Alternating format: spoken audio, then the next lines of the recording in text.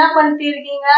இங்க காமி செல்லம் கார்த்திகை தீபத்துக்கு ரெடி பண்ணிட்டு இருக்கோம். இங்க காமி செம்பருத்தி இலை, அதுல சாணி வச்சு விளக்கு வச்சுட்டு தீபம் போடலாம்.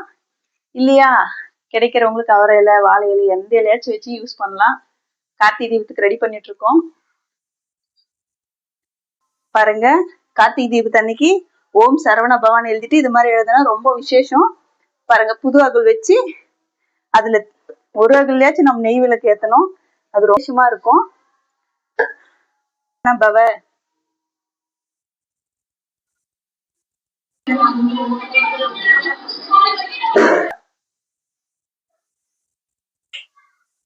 இது மாதிரி ஓம் சரவண பவன் எழுதிட்டு இது மாதிரி தீபம் ஏத்துனீங்கன்னா ரொம்ப நல்லது.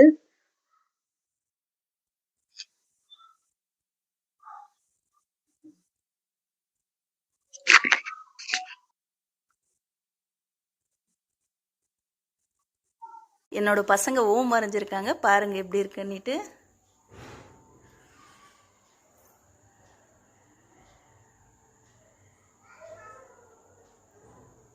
ஹாப்பி கார்த்திகை தீபம்.